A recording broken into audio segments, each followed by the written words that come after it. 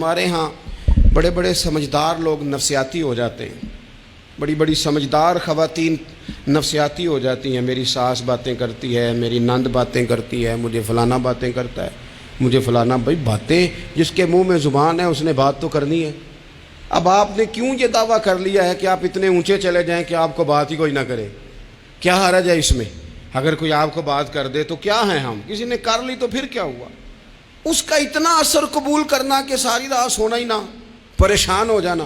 اور بعض لوگ ایسے ہیں جنہیں اتنی باتیں نہیں ہوتی جتنی انہیں ٹینشن ہوتی ہے۔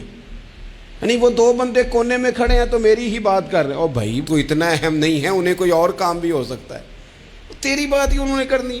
بلا وجہ لوگ سمجھتے ہیں کہ میں بڑا اہم آدمی ہوں، وہاں بھی مجھ پہ تبصرہ ہو رہا ہے، یہاں بھی ہو رہا ہے۔ اس پہلو سے باہر آئیں، اس کمپلیکس سے نکل آئیں۔ ابن حزم کہتے ہیں کہ مصر میں ایک تاجر بڑا کامیاب ہو گیا تھا، بڑا کامیاب تاجر ہو گیا۔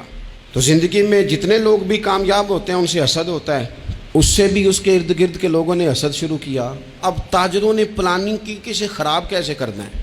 وہ ایک دن اپنے گھر سے نکلا، سفید کرتا سفید پگڑی باندھ کے باہر۔ اب 5-6 لوگوں نے پہلے سے منصوبہ بندی کی ہوئی تھی۔ ایک صاحب اسے ملے، کہنے لگے ماشاءاللہ آج تو سفید کرتے پر سبز امامہ، سبز پگڑی بڑی ہی اچھی لگ رہی ہے۔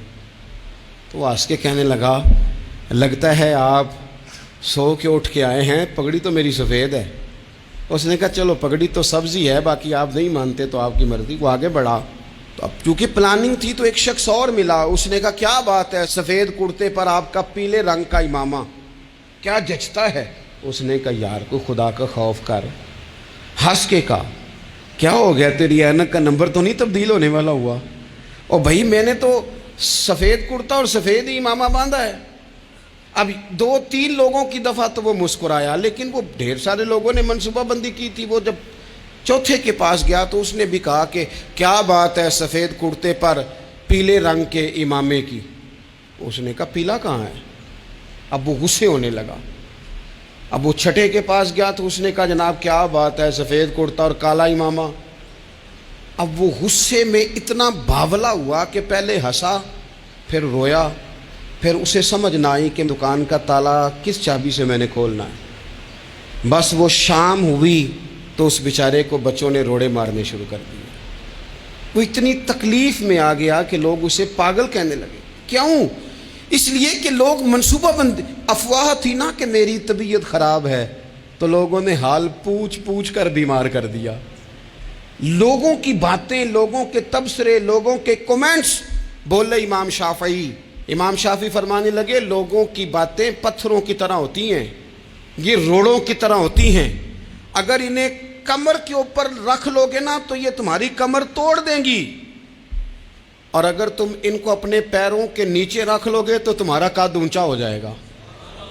بس دنیا میں وہ لوگ پریشان ہوتے ہیں جو لوگوں کی باتوں کو کندھوں پر سوار کر لیتے، جو پیروں کے نیچے رکھے، جو پاؤں کے نیچے رکھے ان کا قد۔ وہ پرانے زمانے میں نا عارف رومی رحمۃ اللہ علیہ فرماتے ہیں کہ ایک بیل گائے گر گئی تھی کنویں کے اندر، تو اب وہ لوگ اس کو نکال تو نہیں سکتے تھے، تو انہوں نے اس طرح کیا کہ مٹی ڈالنی شروع کر دی کہ اب بدبو آئے گی، پریشانی ہوگی، تو اس کو بند کر دیتے ہیں اندر ہی کنویں کو، کنواں نئی جگہ پہ کھود لیتے ہیں۔ انہوں نے جب اس کے اندر مٹی ڈالی نا تو وہ گائیں جو تھی وہ مٹی جھاڑ کے تو مٹی کے اوپر آ گئی۔ انہوں نے پھر مٹی ڈالی تو وہ تھوڑی اور اوپر آ گئی، اور مٹی ڈالی تو اور وہ مٹی ڈالتے گئے اور گائیں وہاں سے کنویں سے باہر آ گئی۔ لوگوں نے دفن کرنا چاہا، وہ باہر نکل آئی۔ اور میرے بھائی لوگ بھی اپنی باتوں میں دفن کرنا چاہتے ہیں، لیکن یاد رکھنا جو چمکنے والے تھے وہ چمکتے ہی رہے۔ جن کو اللہ نے عزت دی تھی ان کی گھٹائی کوئی نہیں سکا۔ اتنی لمبی زبانیں کھول کے لوگوں نے صحابہ کے بارے میں باتیں کی، لیکن سورج چمک رہا ہے صدیق اکبر کی شان کا، عظمتیں دمک رہی ہیں فاروق اعظم کی، عروج ہے جناب فاروق اعظم کو، نگر نگر گلی گلی دنیا علی علی کرتی چلی جا رہی ہے۔